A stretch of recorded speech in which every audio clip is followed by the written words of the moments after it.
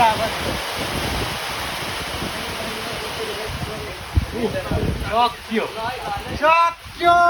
नलाउने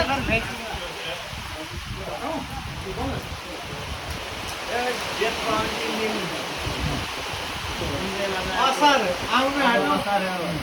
बर्खा बोलाएको बर्खा आयो रोटी खानु परेन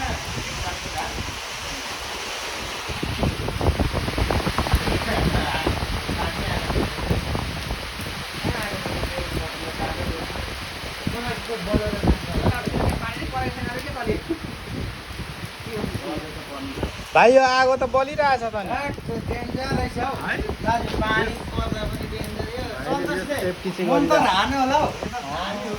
एकदम एकदम यस्तो पानी पर्दा पनि है वाउ एकदम एकदम एकदम आज चाहिँ एकदम चिसो चिसो मौसममा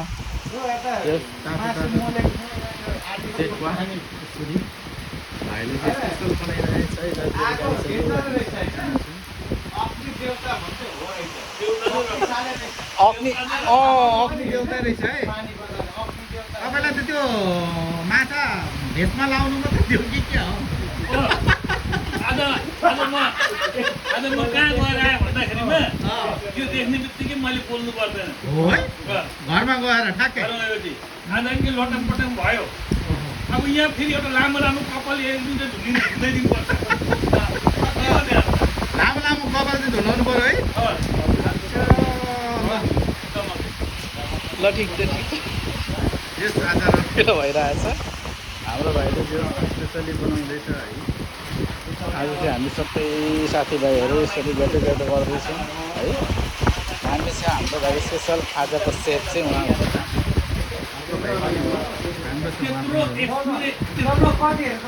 अनि भाइ यो लुगामा मात्र चल्नु नदिनु नि त अर्को पनि दिनु भएन अरू पिसमा दिनु त मलाई यो त अलि नाम मात्र भन्छ अर्को पिस छ त यहाँ छ त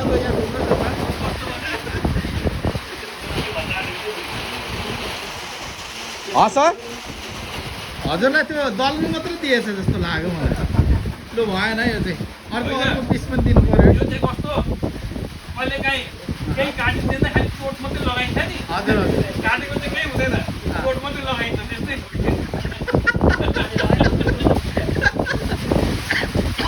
ल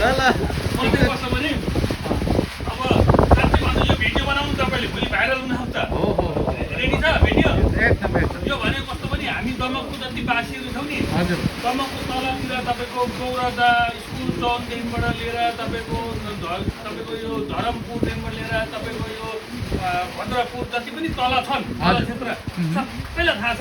कहाँबाट चाहिँ विराटनगर जाने बाटो कहाँ छ सबैलाई थाहा छ तर राजमार्गबाट उत्तरतिरको जस्तै कि आज यो ठाउँको उत्तरतिरको चाहिँ धेरै मान्छेलाई थाहा छैन 10 किलोमिटरसम्मको थाहा छैन उता 20 किलोमिटरसम्मको थाहा छ यता 10 किलोमिटरसम्मको बाटोको मान्छेलाई ज्ञान छैन तर यतातिर आउँदाखेरि हेर्नुहोस् पहाड छ अलिकति होइन हरियाली छ राम्रो छ नि त अनि म चाहिँ यसो गर्दाखेरिमा सोचेँ क्या मैले राजमार्गबाट 10-15-20 किलोमिटरसम्म त हामी सबै घुमेका छौँ तर राजमार्गबाट उत्तर 10-15 किलोमिटर कहिले म कहीँ पनि गएको छैन यो पालि चाहिँ म जान्छु भनेर चाहिँ म गाईलाई जाउँ स्टार्ट गर्नु भनेर चाहिँ आज पहिलोचोटि म जीवनको पहिलोचोटि हिँडेको यहाँ पहिलोचोटि आउनुभएको मेरो जीवनको चाहिँ पहिलोचोटि हो दाग पनि पहिलोचोटि लाग्यो हजुरलाई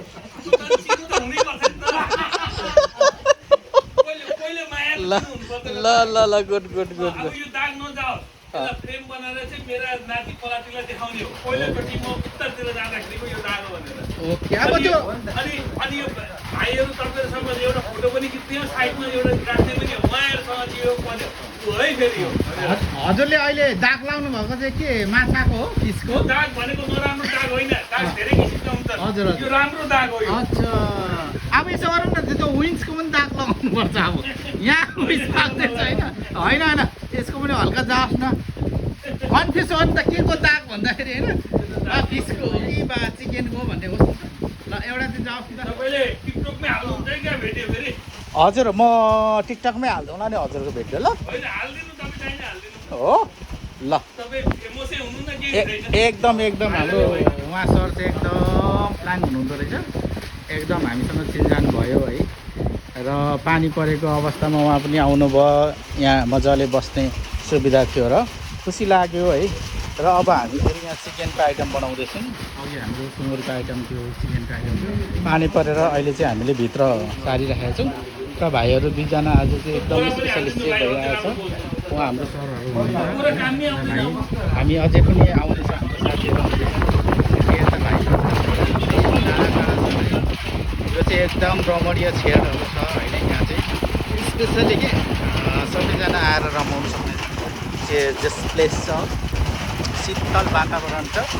सो यहाँहरू पनि आउनु होला हामी पनि आइरहेको छौँ हामी अघि धेरै नै भयो आएको अहिले चाहिँ मैले थोरै भिडियो बनाएको है स्पेसली हाम्रो सरको चाहिँ दाग लागेको छ तर त्यो दागलाई अब अर्को दाग पनि लाउनुपर्छ होला